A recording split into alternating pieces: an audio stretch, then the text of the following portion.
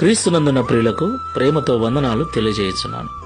మే నెల 19వ తేదీ 2024.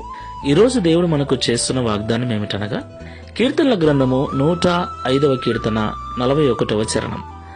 బండను చీల్చగా నీళ్లు ఉబికి వచ్చెను, ఎడారులలో అవి ఏరులై పారెను. ఆమేన్. నా ప్రియులారా, ఇశ్రాయేలీయులు ఐగుప్తు నుండి కనానుకు బయలుదేరి వెళుతున్న సమయంలో ఒకానొక సందర్భంలో జరిగిన అద్భుతం ఇది. ఈ అద్భుతము తెలియని క్రైస్తవుడే ఉండడు, వాక్యము ద్వారా వినని క్రైస్తవుడే ఉండడు. దేవునికి మహిమ కలుగును గాక. దేవుడు సర్వశక్తిమంతుడండి. దేవుడు సర్వాధికారి.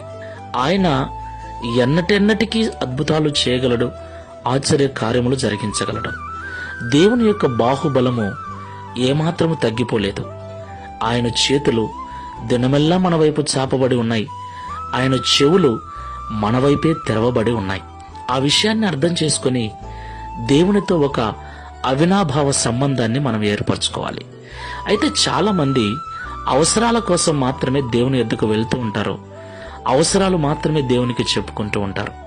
అది మంచిదే అయినా అవసరానికి మాత్రమే దేవునితో మనం సంబంధం కలిగి ఉండకూడదు.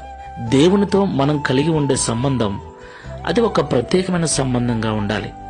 అవసరం ఉన్నా లేకపోయినా ప్రతిదినం మనం దేవుణ్ణి కలుసుకొని దేవునితో మాట్లాడుతూ ఉండాలి.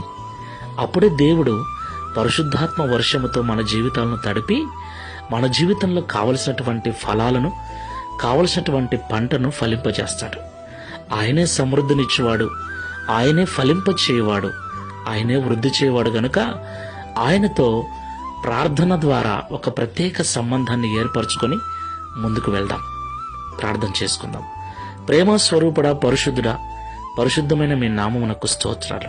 అయ్యా, మీరు ఎన్నటెన్నటికి మార్పు లేనివారు.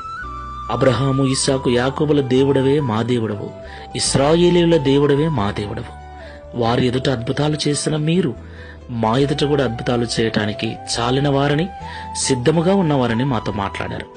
అయితే అవసరాల కోసం మాత్రమే నీ యొద్దకు మేము రాకుండా నీతో మేము ఒక అవినాభావ సంబంధాన్ని ఏర్పరచుకోవాలని, ప్రతి దినం అవసరం ఉన్నా లేకపోయినా నీతో మాట్లాడుకుంటూ నీతో ఆ ప్రత్యేక అనుబంధాన్ని కలిగి ఉండాలని, అప్పుడే మా జీవితము ఆశీర్వదించబడుతుందని, ఎన్నటెన్నటికి పచ్చని తోటవలే ఉంటుందని మాతో మాట్లాడారు.